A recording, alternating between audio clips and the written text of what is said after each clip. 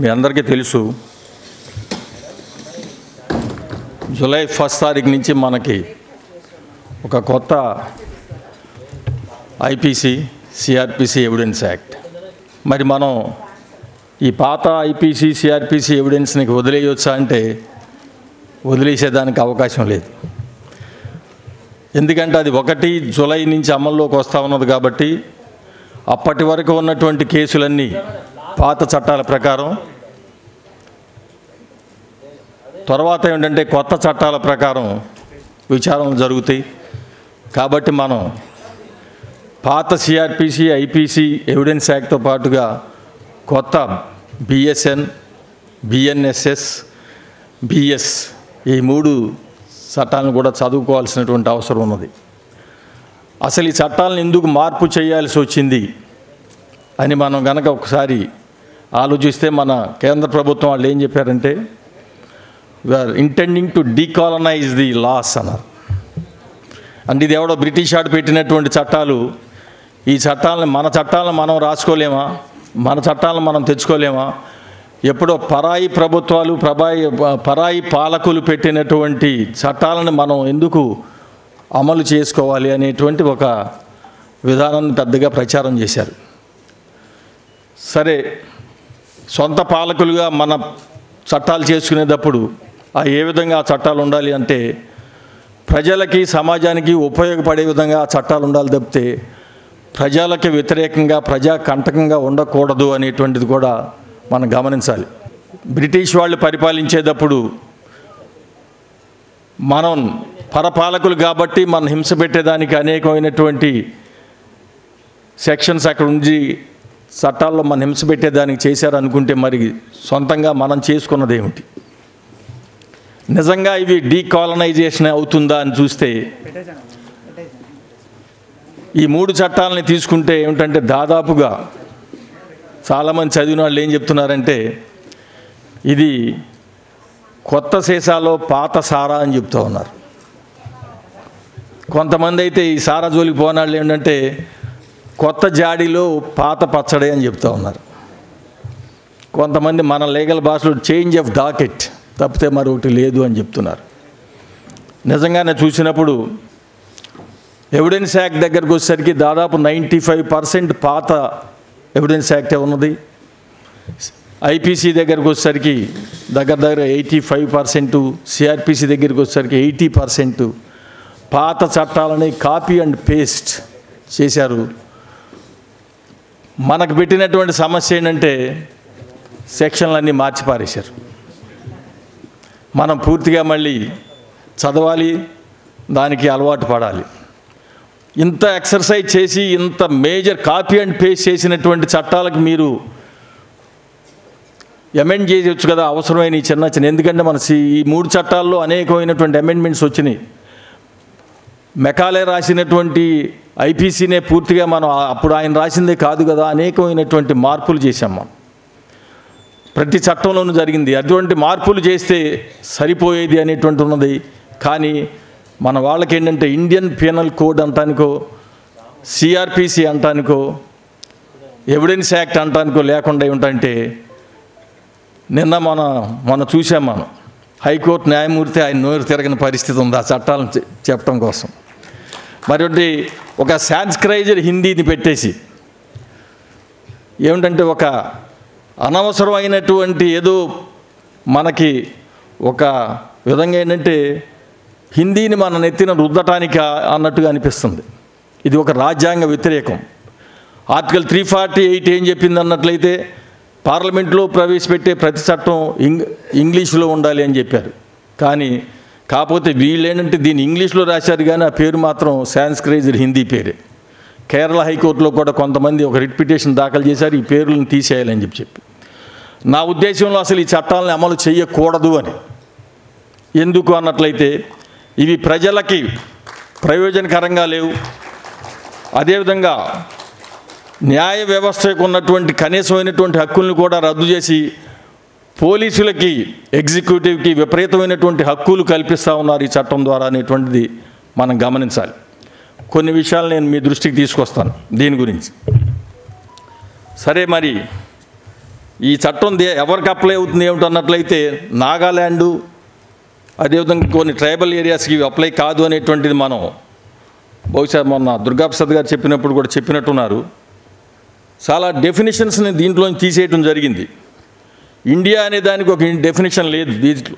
కొన్ని భారత్ అని పెట్టారంటే అది లేదు. ఎందుకు తీసేశారో అర్థం కావటం లేదు. మన ఎక్స్పీరియన్స్లో తెలియాలి ఎందుకు తీసేశారు వాళ్ళని. అది భారత్ అని పెడతా ఉన్నారు, ఇండియా తీసేసి అది పెట్టలే మరి. అదేవిధంగా డెఫినేషన్స్ దగ్గరికి వచ్చేసరికి దీంట్లో ఏమిటి మనం ఉపయోగపడే అన్నట్లయితే కొంత విక్టిమ్ పార్టిసిపేషన్ అనేటువంటిది లీగలైజ్ చేయటం జరిగింది. 2 పెరిగినటువంటి ఈ ఎలక్ట్రానిక్ దీనికి సంబంధించి మన ఎవిడెన్స్ తీసుకుంటంలో కానీ ఇన్వెస్టిగేషన్లో కానీ దాని యొక్క టెక్నాలజీని ఉపయోగించుకోవడంలో కావలసినటువంటి ప్రాధాన్యతని కొంత చట్టరూపేణా చేయటం జరిగింది. 3వది ఏమిటన్నట్లయితే ఈ ఫారెన్సిక్ ఎక్స్పర్ట్స్ని ప్రతి క్రైమ్ ప్లేస్ ఆఫ్ క్రైమ్కి పంపటం, కలెక్షన్ చేయటం ఇవన్నీ కూడా కొన్ని ఇవన్నీ కూడా మనం జడ్జ్ మేడ్ లాస్ ఇప్పటికే మనం చూస్తూ ఉన్నాం. విక్టిమ్ అనేటువంటి వాళ్ళు పార్టిసిపేట్ చేయడానికి at any stage of the proceedings victim has a right అని సుప్రీంకోర్టు అనేక సందర్భాల్లో చెప్పినటువంటి విషయం మనకు తెలుసు. మనం కూడా చాలా సందర్భాల్లో విక్టిమ్స్ తరఫున హాజరై వాళ్ళ వాదనలు వినిపించేదానికోసం లేదా ప్రాసిక్యూటర్ని సపోర్ట్ చేసేదానికోసం అనేక పనులు చేస్తూ ఉన్నాం.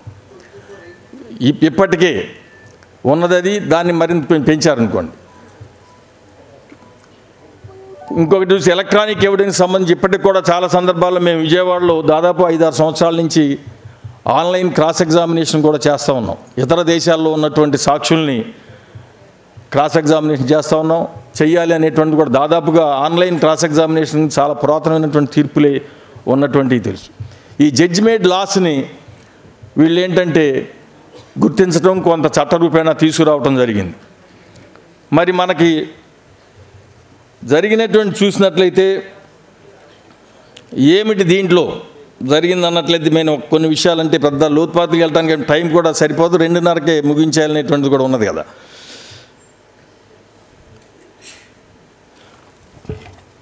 దీంట్లోకి వచ్చేసరికి ఏమిటన్నట్లయితే మనందరికీ తెలుసు metropolitan area, metropolitan magistrate, chief metropolitan magistrate, assistant session judge అనేటువంటి ఆంధ్రప్రదేశ్లో ఉన్నాయి. First class magistrate, session judge, ఈ మధ్యలో అసిస్టెంట్ సెషన్ జడ్జ్ ఒక లేయర్ ఉన్నది. అదేవిధంగా కార్పొరేషన్ అంటే విజయవాడ కానివ్వండి, విశాఖపట్నం కానివ్వండి, గుంటూరు, బహుశా చాలా ప్రాంతాల్లో చీఫ్ మెట్రోపాలిటన్ మేజిస్ట్రేట్స్ ఉన్నారు. వీళ్ళని మనం సీనియర్ సివిల్ జడ్జి క్యాడర్ వాళ్ళని అపాయింట్ చేస్తున్నటువంటి విషయం మనందరికీ తెలుసు.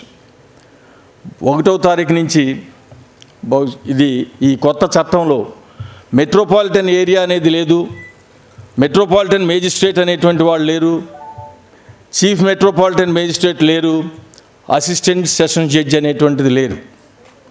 ఉన్నాయి 2 లేయర్లు, first class magistrate, next sessions judge.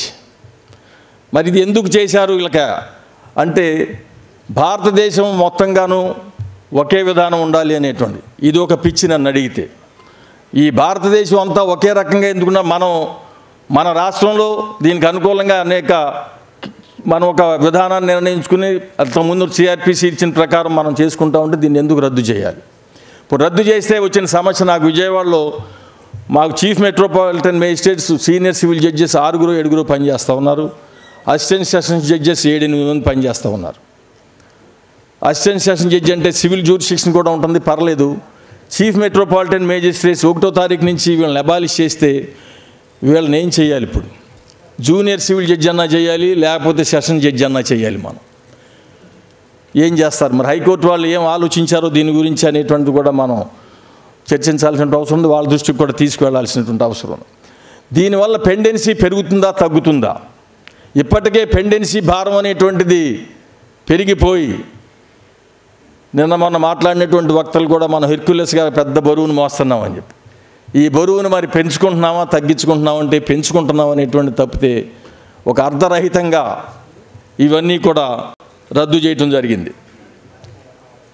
ఇక అది మనకి గతంలో చూసుకుంటే సెక్షన్ 8లో ఉండేది మెట్రోపాలిటన్ ఏరియా అని, సెక్షన్ 9(3) సిఆర్పిసిలో అసిస్టెంట్ సెషన్ జడ్జి అని, అదేవిధంగా సెక్షన్ 10లో subordinate assistant session judges, section 16 court of metropolitan magistrate, section 17 chief metropolitan magistrate, additional chief metropolitan magistrate, section 18 వచ్చేసరికి స్పెషల్ మెట్రోపాలిటన్ మేజిస్ట్రేట్స్, వీళ్ళందరూ ఉన్నారు. వీళ్ళంతా కూడా 1st తారీఖు నుంచి వెళ్ళిపోయే పరిస్థితి. చట్టాలు కనుక అమలైతే వీళ్ళు వెళ్ళిపోయేటువంటి పరిస్థితి ఉంది.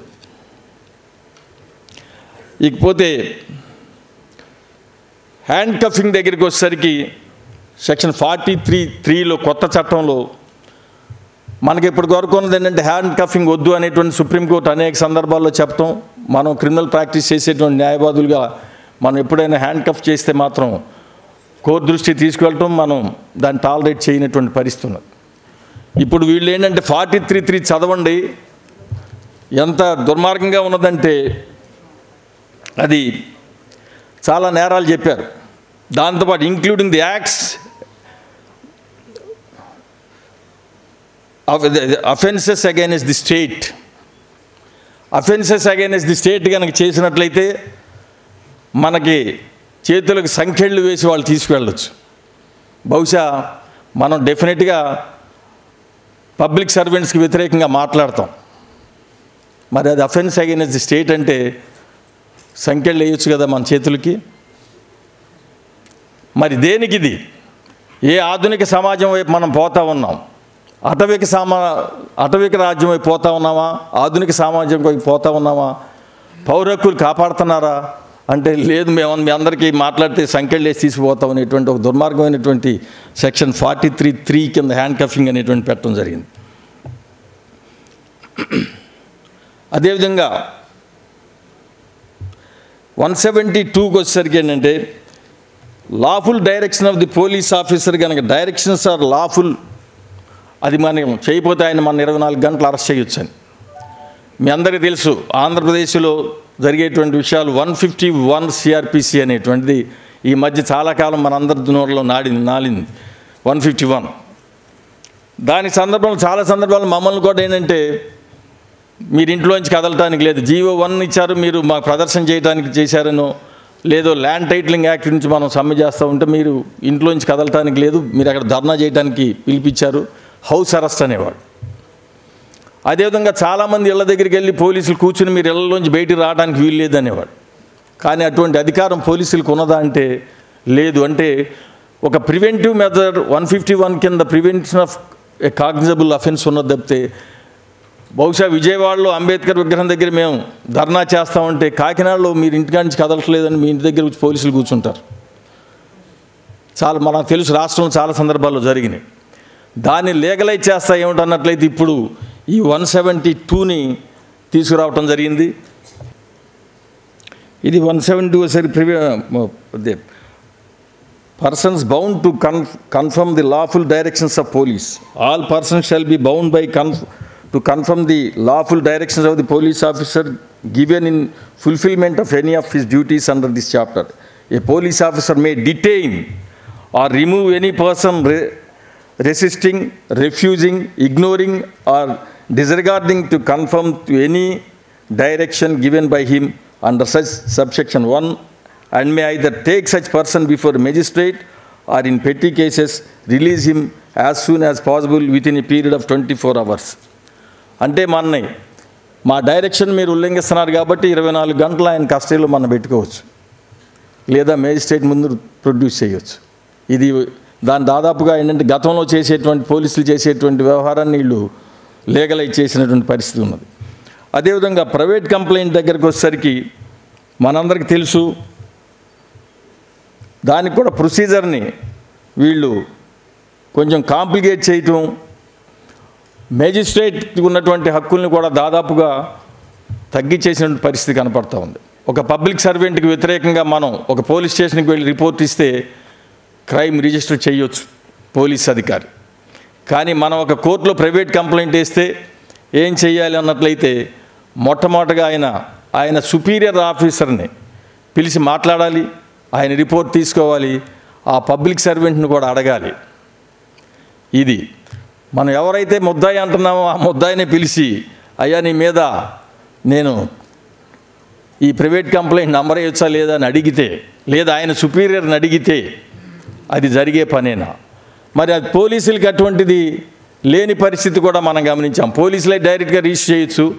మరి మెజిస్ట్రేట్కి ఎందుకని ఈ అడ్డంకులు పెట్టాల్సి వచ్చింది అంటే, పబ్లిక్ సర్వెంట్స్ మీద దాదాపుగా పబ్లిక్ ఎవరు ఏ విధమైనటువంటి చర్యలు తీసుకోకుండా, ప్రైవేట్ కంప్లైంట్ వేయకుండా రిస్ట్రిక్ట్ చేసినటువంటి పరిస్థితిని కూడా మనం గమనిస్తూ ఉన్నాం. అది మీరు కొంచెం ఆ చాప్టర్ అంటే 154కి ఈక్వలెంట్గా 154 నుంచి 156కి ఈక్వలెంట్గా వచ్చింది. 173 1లో కూడా ఉన్నది. దాన్ని కూడా మీరు చూడండి. 0 ఎఫ్ఐఆర్ కూడా కొత్తగా ప్రవేశపెట్టారు. 0 ఎఫ్ఐఆర్ గురించి మనకి తెలుసు. దాదాపుగా చాలా సంవత్సరాలుగానే మన సుప్రీంకోర్టు చెప్పడం జరిగింది. అదేవిధంగా 2013లో కూడా సెంట్రల్ గవర్నమెంట్ అన్ని పోలీస్ స్టేషన్స్ కూడా ఏంటంటే టెరిటోరియల్ జ్యూరిస్డిక్షన్ కాదు, ప్రతి పోలీస్ వాళ్ళు మీరు క్రైమ్ రిజిస్టర్ చేయాలి అనేటువంటి డైరెక్షన్స్ ఇవ్వడం జరిగింది. దాన్ని కూడా లీగలైజ్ చేసినటువంటి పరిస్థితి కనపడతా ఉన్నది. ఇంకొక సమస్యను ఏంటంటే చూసినప్పుడు, ఎఫ్ఐఆర్ చేయడానికి దీనికి రిజిస్టర్ చేయడానికి ప్రిలిమినరీ ఎంక్వైరీ అనేటువంటి ఒక కొత్త విధానాన్ని కూడా ఈ కొత్త చట్టాల ద్వారా తీసుకురావడం జరిగింది. మనకు లలిత్ కుమారి కేసు తెలుసు.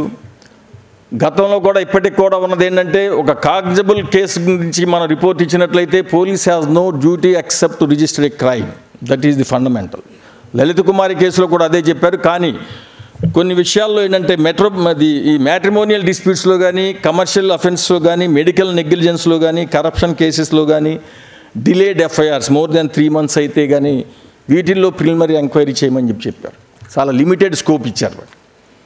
అది కూడా చట్ట ప్రకారం ఎక్కడ లేదు. కానీ సుప్రీంకోర్టు తీర్పులో ఈ లిమిటెడ్ స్కోప్ ప్రిలిమినరీ ఎంక్వైరీ అనేటువంటిది ఈ సర్కమ్స్టాన్సులు చేయండి అని చెప్పారు. మిగతా విషయంలో this is the bound and duty of the police to register a crime in a cognizable case అనేటువంటిది ప్రిన్సిపల్. కానీ దాన్ని తీసేసి ఏంటంటే ఇప్పుడు ఒక 14 రోజులు ప్రిలిమినరీ ఎంక్వైరీ చేసి తర్వాత చేయొచ్చా చేయకూడదా అంటే, అటువంటి అధికారం ఇచ్చినప్పుడు పోలీసులకి నిజంగా సామాన్యుల పరిస్థితి ఏమిటి?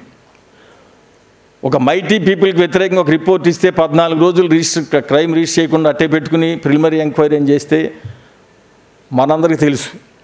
ఒక నేరం జరుగుతుంది, ఆడ హాస్పిటల్లోనే ఉంటాడు, దీన్ని రాజీ ఎలా చేయాలి, వీడిని వెనక్కి ఎలా కొట్టాలి, లేదు ఎవరన్నా ఆత్మహత్య చేసి చనిపోతే దాన్ని రాజీ ఎలా చేయాలని ఆ శవాన్ని కాల్చక ముందే మొదలెడతారు మనాళ్ళు. 3కి వచ్చేసరికి any magistrate empowered under section 210 may, after considering the application supported by an affidavit made under subsection 4 of section 173 and after making such inquiry as thinks necessary and submissions made in this regard by the police officer, order such an investigation as above mentioned. మనకు private complaint వేస్తే పోలీసులు వచ్చి వాళ్ళు చెప్పే పని ఉండదు. మనమే convince చేస్తాం కోర్టుని, మనమే కావాల్సినటువంటి మెటీరియల్ ఇస్తాము, ఎవిడెన్స్ ఇస్తాము, దాన్ని రిఫర్ చేయటం లేకపోతే సొంతంగా ఉండి దాన్ని చేయటం అనేటువంటిది ఒకటి మెజిస్ట్రేట్ నిర్ణయం చేసుకుంటారు. కానీ ఇక్కడ police made this as he thinks necessary and submissions made in this regard by the police officer. మరి ఏ పోలీస్ ఆఫీసర్ అయినా వచ్చి ఈ నేరం చేశారు అయినా కానీ మేము తీసేసామని చెప్తారా? దాదాపుగా ప్రైవేట్ కంప్లైంట్స్ అనేటువంటిది డైల్యూట్ చేయడానికి ఏ విధమైనటువంటి వేయకుండా ఉండేదానికోసమే పెద్ద ప్రయత్నం ఇక్కడ జరిగింది అనేటువంటిది కూడా మనం గమనించాలి. మరొక తీవ్రమైనటువంటి అమెండ్మెంట్ ఏంటంటే, బిల్లులో పెట్టినప్పుడు మరీ దుర్మార్గంగా పెట్టారు, కానీ చట్టంలో కొంచెం మార్పులు చేశారు. ఇది 187.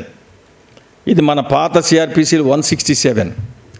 మనందరికీ తెలుసు, ఫస్ట్ 15 daysలోనే పోలీస్ కస్టడీ కనుక వాళ్ళు అవసరమైన అడిగితే మొదటి 15 రోజుల లోపలే దాన్ని అడగాలి అని, 15 రోజులు దాటిపోతే వాళ్ళకి లేదు అనేటువంటి మనందరికీ తెలుసు. సుప్రీంకోర్టు కూడా అనేకమైనటువంటి తీర్పుల్లో దాన్ని కన్ఫర్మ్ చేయటం జరిగింది. ఏదో ఒక తీర్పులో ఏదో కొంచెం స్లైట్ 2 judge బెంచ్ వేరియేషన్ ఉన్నది, కానీ 3 judge బెంచ్ అదంతా కూడాను ఫస్ట్ 15 days అనేటువంటిది ఉన్నది. దాన్ని ఇప్పుడు తీసేసి ఏంటంటే 45 రోజులు 60 రోజులు, 45 రోజుల్లో కానీ 60 రోజుల్లో కానీ ఈ 187 ప్రకారం పోలీసులు వాళ్ళు మా కస్టడీ కావాలి అన్నట్లయితే దాన్ని తఫాలుగా అంటే మొదట 2 రోజులు ఇవ్వమని అడగొచ్చు, 4 రోజులు ఇవ్వమని అడగొచ్చు, తర్వాత 5 రోజులు ఇవ్వమని అడగొచ్చు. ఈ 15 రోజుల కస్టడీని ఆ క్రైమ్ బట్టి 45 రోజులు 60 రోజుల లోపల అడిగేదానికి అవకాశం ఉన్నది అనేటువంటిది దీన్ని చేయటం జరిగింది. మొదట బిల్లులో పెట్టినప్పుడు కొంచెం ఇల్ డ్రాఫ్టెడ్ లాంగ్వేజ్ ఏమన్నారంటే 45 రోజులు 60 రోజులు కూడా పోలీస్ కస్టడీకి ఇవ్వచ్చు అనేటువంటి ఒక గందరగోళంగా రాశారు. తర్వాత చాలామంది గొడవ చేసిన తర్వాత కొంత చట్టంలో మార్పు చేసినట్టుకున్నారు. దీనివల్ల వచ్చే సమస్య ఏమిటి? సాధారణ ప్రాక్టీస్ చేసేటువంటి ట్రయల్ కోర్ట్స్లో చేసే అడ్వకేట్స్కి ఏంటన్నా జనరల్గా ఈరోజు జరిగేది ఏంటంటే అరెస్ట్ చేసి ఎవరినైనా కోర్టు రిమాండ్ చేసిన వెంటనే మాకు ఇన్వెస్టిగేషన్ అవ్వలేదు, కస్టడీకి కావాలని పిటిషన్ పెడతా ఉంటారు. పెట్టినప్పుడు మనం బెయిల్ పిటిషన్ పెట్టినప్పుడు ఆ పిటిషన్ తేలకుండా ఇది కాదు అనేటువంటిది అది తేలిన తర్వాతే సాధారణంగా మన ప్రాక్టీస్లో జరుగుతూ ఉన్నది. కానీ దీంట్లో తర్వాత ఏంటంటే బెయిల్ దీనికి వచ్చేసరికి బెయిల్ రిజెక్ట్ చేయడానికి కారణం ఇది ఒక్కటే కారణం కాకూడదు అని చెప్పారు. కానీ ప్రాక్టికల్గా వచ్చేసరికి మరికొన్ని కారణాలు పెట్టి ఈ కారణం కూడా పెట్టి ఏంటంటే బెయిల్ని మరింతగా డిలే చేసేటువంటి పరిస్థితి కూడా ఈ దీనివల్ల 187 మీద వస్తూ ఉన్నది అనేటువంటిది ఒకటి. ఇది సరైంది కాదు. ఇవన్నీ చూసినప్పుడు ఏంటంటే మనకు సుప్రీంకోర్టు 2020లో సత్యేంద్ర కుమార్ అంటిల్ కేసులో భారతదేశానికి ఒక బెయిల్ లా అనేటువంటి సరైనది లేదు, మీరు బెయిల్ లాని తయారు చేయమని చెప్పి సెంట్రల్ గవర్నమెంట్కి ఒక డైరెక్షన్ ఇచ్చారు. ఆ సత్యేంద్ర కుమార్ అంటిల్ అనేటువంటి కేసు మీరు కూడా అందరు చదవని అన్ని జ్యుడిషియల్ అకాడమీస్ కూడా పంపించి అందరు న్యాయమూర్తులు కూడా చదవమని చెప్పి కూడా సుప్రీంకోర్టు డైరెక్షన్ ఇవ్వడం, అది పంపించడం కూడా జరిగింది. బెయిల్కి సంబంధించి, అరెస్టులకు సంబంధించి, వారెంట్ రీకాల్స్కి సంబంధించి ఒక విపులమైనటువంటి చర్చ, ఒక డైరెక్షన్ ఇవ్వడం జరిగింది. కానీ దాని గురించి ప్రభుత్వం ఏమి పట్టించుకోలేదు. అంతేకాకుండా దాన్ని మరింత జటిలం చేసేటువంటి పరిస్థితి ఈ 187 ద్వారా వచ్చిందనేటువంటిది ఒకటి. అదేవిధంగా ఈ ఇందాక చెప్పిన 1763 కింద ఫారెన్సిక్ ఎవిడెన్స్, ఫారెన్సిక్ ఎక్స్పర్ట్స్ని వెళ్ళాలి అనేటువంటిది ఒకటి. అది మంచిదే. కానీ మనం ఇన్స్టిట్యూషనల్ కెపాసిటీస్ మనం ఇప్పుడు సివిల్ కేసుల్లో చాలా చూస్తూ ఉంటాం. ఫారెన్సిక్ ఎక్స్పర్ట్ గారు హ్యాండ్ రైటింగ్ ఎక్స్పర్ట్కి ఒక డాక్యుమెంట్ పంపించాలంటే అది ఎప్పుడు తిరిగి వస్తుందో తెలియని పరిస్థితి కనపడతా ఉన్నది. బాగా డిలేస్ అవుతూ ఉన్నాయి. దీనికి కావాల్సినటువంటి ఫారెన్సిక్ ఎక్స్పర్ట్స్ని పెంచడానికి, ఇన్స్టిట్యూషనల్ కెపాసిటీని డెవలప్ చేయడానికి ఉన్నటువంటి విధి విధానాలు ఏమిటి అనేదానికి చూసినప్పుడు ఏంటి ఇప్పటి వరకు లేవు. అది బహుశా గత 5-10 సంవత్సరాలు ఏమైనా పెంచుతారేమో అనేటువంటిది, దానికి సంబంధించినటువంటి యూనివర్సిటీల్లో ఆ సబ్జెక్ట్స్, ఆ స్టూడెంట్స్ని తయారు చేయటం, ఇవన్నీ కూడా దానికి అవసరమైనటువంటి ఇవన్నీ కూడా తయారు చేసినటువంటి బాధ్యత కూడా ఉన్నది. అది ఊరిని చట్టంలో మార్చినంత మాత్రం సరిపోదు అనేటువంటి కూడా మనం గమనించాలి. Right of police officer on completion of investigation, దీంట్లో కూడా మన డాక్యుమెంట్స్ అనేటువంటి ఎలక్ట్రానిక్ మీడియా ద్వారా కూడా డాక్యుమెంట్స్ అన్ని పంపించాలి అనేటువంటిది, డాక్యుమెంట్స్ ఫిజికల్ డాక్యుమెంట్సే కాకుండా కూడా ఎలక్ట్రానిక్ మీడియా దీని కొరకు కూడా పంపించాలనేటువంటి కూడా కొంత అమెండ్మెంట్ తీసుకురావడం జరిగింది. It's one complainant to the magistrate. దీని దగ్గరకు వచ్చేసరికి ఏంటంటే ఇది కూడా ఇందాక చెప్పినట్టుగా మనకున్నటువంటి రైట్స్ని ఏ విధంగా కర్టైల్ చేశారు ఏంటంటే చూసినప్పుడు 223 ప్రొవిజో చూడండి. Examination of complaint to the magistrate, examination of complaint. A magistrate having jurisdiction will take cognizance of an offence on complaint shall examine upon oath the complainant and the witnesses present, if any, and the substance of such examination shall be reduced to writing and shall be signed by the complaint and witnesses and also by the magistrate, provided that no cognizance of an offence shall be taken by magistrate without giving the accused an opportunity of being heard. ఈ బహుశా ఇదే సిపిసిలో పెడితేనే మనం దావా ఇస్తే దావా number వేయాలి, లేదా డిఫెండెంట్ని పిలిచి అడిగేస్తామండి అంటారు. ముద్దాయిని పిలిచి నీ మీద మేము కేసు తీసుకోవచ్చా అని మేజిస్ట్రేట్ అడగాలి అంటే what is the purpose? And అదేవిధంగా ముద్దాయికి ఉన్నటువంటి హక్కులకు సంబంధించి ప్రొటెక్షన్ లేదా ఎప్పటికంటే డెఫినెట్గా అనేక స్టేజెస్ ఉన్నాయి. ఒక ప్రైవేట్ కంప్లైంట్ వేస్తే తీసుకుంటే హైకోర్టుకి 482 కింద వస్తారు, లేదు ఒక ప్రిలిమినరీ ఎంక్వైరీ నాకు డిశ్చార్జ్కి ఆర్గ్యూ చేస్తారు. మరి ఇది కాకుండా మనం ప్రైవేట్ కంప్లైంట్ వేసిన కాగ్నిజెన్స్ తీసుకుంటానికి అంటే అప్లికేషన్ ఆఫ్ మైండే కదా. మరి దానికి నువ్వు సమన్ ఇష్యూ చేయటానికి దానికంటే ముందే ఏ విధంగా ముద్దాయిని పిలుస్తారు, ఏ విధంగా ముద్దాయిని అడిగి అయ్యా నీ మీద మేము కేసు తీసుకోవచ్చా లేదా, నీ అభ్యంతరాలు ఏంటని అడగాల్సిన పని ఏంటి?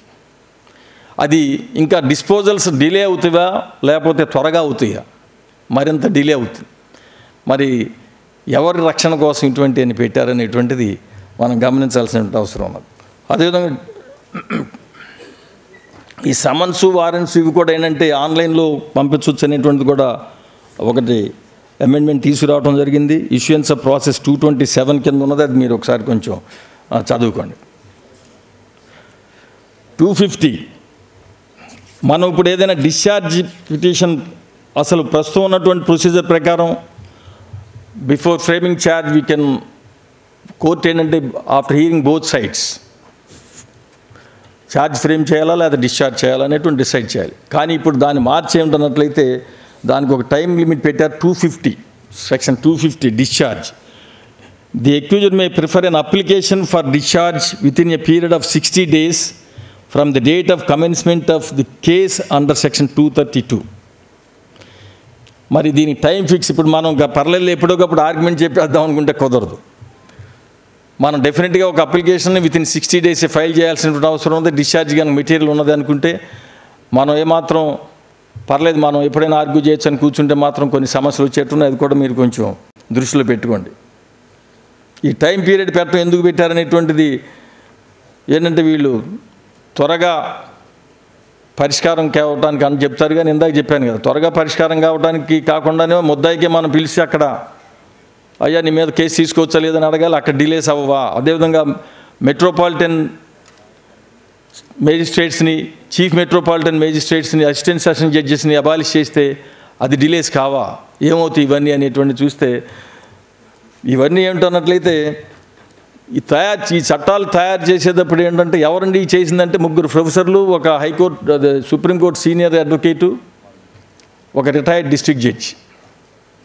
వీళ్ళతోటి కరోనా పీరియడ్లో అంటే 2020 మేలో సెంట్రల్ గవర్నమెంట్ ఒక కమిటీ వేయటం, ఆ కమిటీ వాళ్ళు రికమెండేషన్స్ చేయటం, ఇదంతా చూసాం. మనం అప్పుడే అపోజ్ చేసాం. కరోనా అంతా దేశం అంతా లాక్డౌన్ ఉన్నప్పుడు మీరు ఇవి మార్పులు చేస్తామంటున్నారు, అభిప్రాయాలు ఇమ్మని చెప్తున్నారు, సరైనది కాదన్నాం. కానీ వాళ్ళు పోయేటువంటి పద్ధతిలో వాళ్ళు పోయారనుకోండి.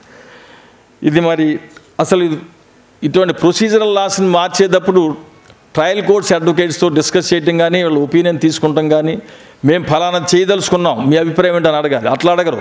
మీరు ఏ విధమైనటువంటి అమెండ్మెంట్స్ కోరుకుంటా ఉన్నారు, నువ్వేం చేస్తావో ఒక బేసిస్గా ఒక డ్రాఫ్ట్ కనుక ముందు పెడితే ఇది సరైందా కాదా అనేటువంటి మనబోటాల్లో చర్చించేదానికి అవకాశం ఉంటుంది. కానీ అది పెట్టకుండా వాళ్ళు ఇష్టం వచ్చినట్టుగా తయారు చేసినటువంటి ఘటన కూడా మనం చూస్తాము. అదేవిధంగా మనకి ఈ సెక్షన్ 255 ఈ 266లో వచ్చినప్పుడు ఏంటంటే ఎవిడెన్స్ కూడా త్రూ ఆన్లైన్ ఎవిడెన్స్ తీసుకోవచ్చు అనేటువంటిది ఒకటి ఉన్నది. దట్ ఈజ్ అది ప్రాసిక్యూషన్కి కానీ అది డిఫెన్స్కి కానీ. కాకపోతే మనం దీనికి కావాల్సినటువంటి ఇన్ఫ్రాస్ట్రక్చర్ కూడా పెంచాల్సినటువంటి అవసరం ఉన్నది. అదేవిధంగా చాలా కేసుల్లో ఏంటంటే మనం హౌ టు ప్రివెంట్ మనం తెలుసు కదా, అప్పుడు మన కోర్టులో ఉండేటప్పుడే సాక్షికి ఎదురుగా మన మిత్రులే ఉంటుంటారు.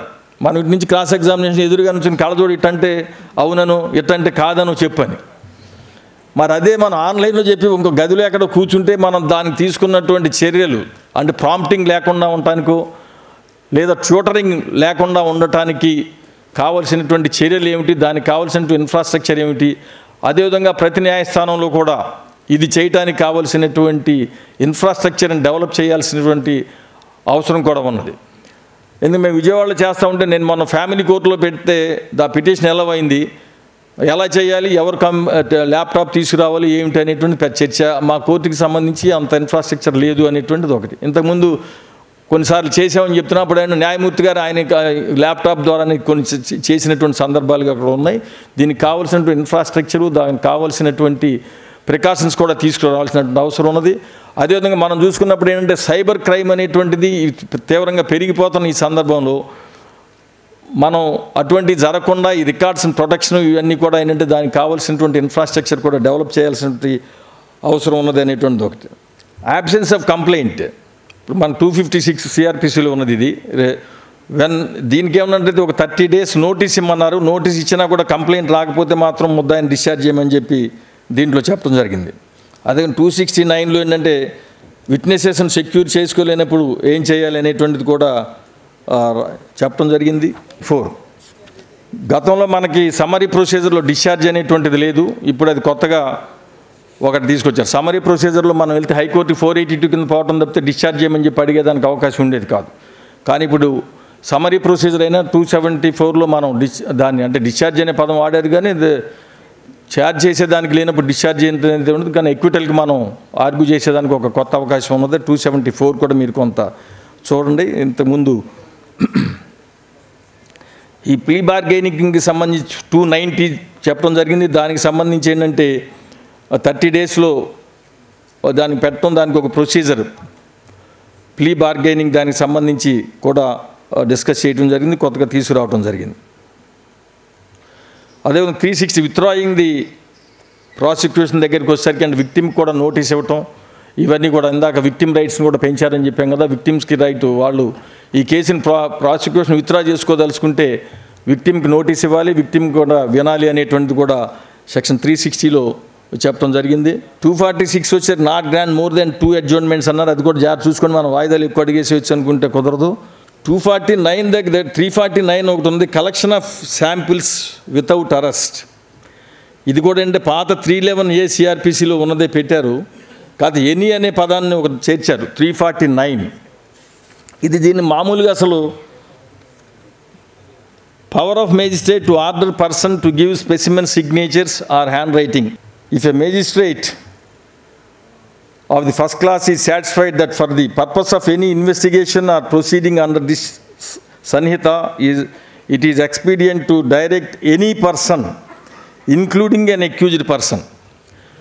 ఇది మనం గతంలో కూడా దీనికి వ్యతిరేకంగా ఏంటి, అసలు ముద్దాయి కానిటువంటి వాళ్ళని న్యాయస్థానం పిలిచి నీ శాంపిల్స్ ఇమ్మని చెప్పి అడగొచ్చా?